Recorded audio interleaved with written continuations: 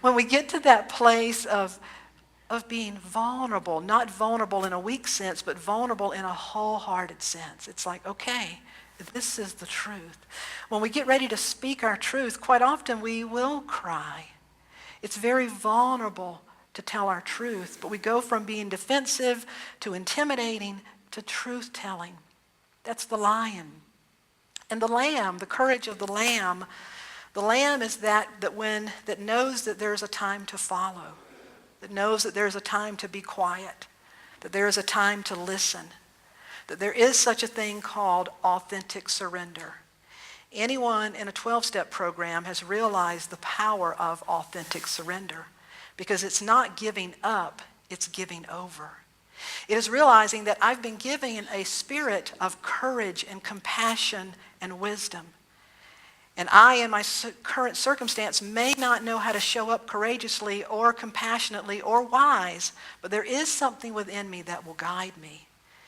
And so we cultivate it by our willingness to practice. We cultivate it by the first thing every day we spend time in prayer and meditation. We meditate on the source of our being, and that our heart is right now being beat by what we may say this universal heart, and that our heart is part of the universal spirit. We meditate on it. The second thing we do is we learn to recognize it. We think back in our own lives. How many of you can recall a time in your life when you really demonstrated courage? Every hand will go up. Every one of you know that there's a time, even if it was being honest with yourself. We all know what it is. So we learn to recognize that we've done it before, we can do it again. And we learn to recognize it in other people. That every day there are courageous acts going on. For some people, it's simply to get out of bed. For some people, it's to show up at work. Whatever it is, we learn to recognize it. And then we prayerfully practice. What is mine to do to show up courageously? This past week, we've talked about the life of Dr. Martin Luther King Jr. and what he stood for when he talked about the beloved community. You see, the man had a heart of courage because he showed up like a lion and a lamb.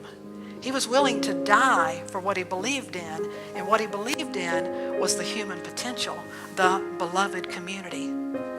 But what a lot of us don't know about Dr. King is when he graduated from Colgate Rochester Theological Seminary, he applied for a job, a little Baptist church in Chattanooga, Tennessee. And when he applied for that church in Chattanooga, Tennessee, they looked at his resume and they said, he's well studied, but he is not experienced. He's right out of college. And so they sent Dr. King a rejection letter. Can you imagine?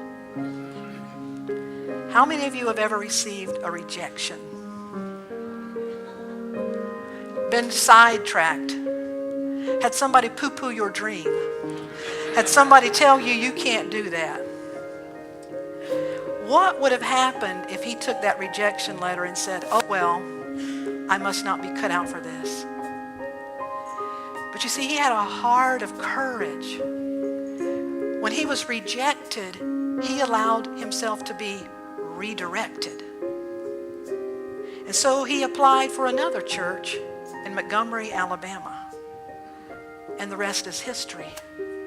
Because he was guided to work with a community that already had ideas about a beloved community.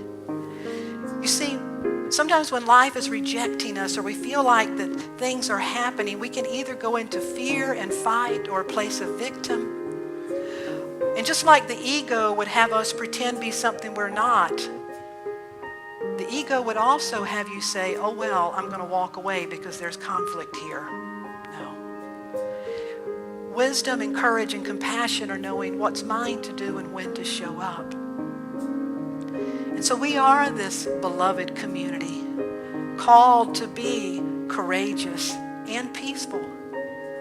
And so to lead us into a time of meditation to really anchor this, I want you to join me in these words that you know what he's probably playing. We shall